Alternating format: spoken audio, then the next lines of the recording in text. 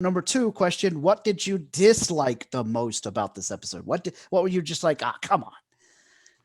The thing that I disliked the most was how quickly Omega figured out the bow or the energy arrows, because she was struggling mightily at the beginning, and part of it obviously she's distracted. The other, as Sid pointed out, is her weak arms. I don't understand how she, without any practice, and I think it was Echo at the very beginning was like, you really need to practice, and that's how you tune out distractions. And she didn't practice, and all of a sudden she just starts hitting the droids at the end. So I really would have liked, and we have 16 episodes and we have 10 more episodes this season. We have time. Like, develop this and show her practicing. Like we could have done in Star Wars Rebels, where Ezra's practicing with Kanan and he gets better over the episodes. That could have easily been done, but all of a sudden she's just shooting them.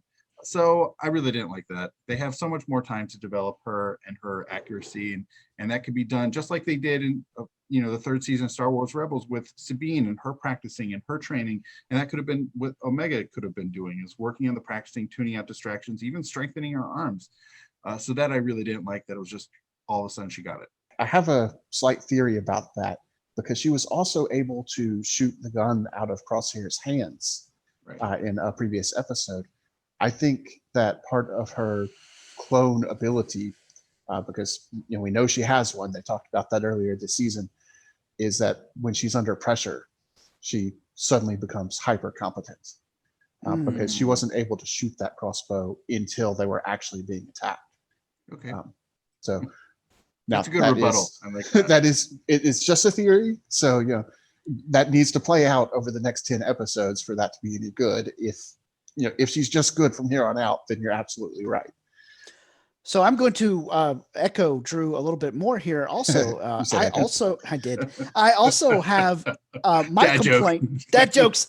My complaint about this episode also revolves around the bow, but I'm going to go like super nerdy here and complain about what Nathan just did, which he's not the first person I've heard say this about episode 6. I heard it on another Star Wars podcast earlier today. That was not a crossbow. A crossbow has a handle with a trigger and a mechanical mechanism for firing a smaller bolt.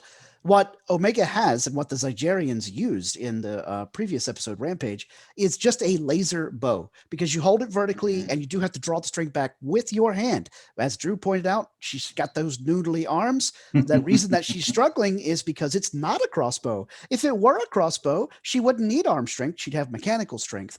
But that brings me to my nerdy complaint about it. Why do you need arm strength to fire an energy bow? It's laser strings. What exactly is giving you the tension that you have to pull against? Why doesn't the thing just direct the energy like it already is when you turn it on? Because you got to power the thing on. There's an on-off switch. What is the point of this if it still requires actual muscle power? And the answer is, okay, go. Yes, yes. So if either of you guys has a great answer to that, why does an energy bow require arm strength? It already can manipulate energy.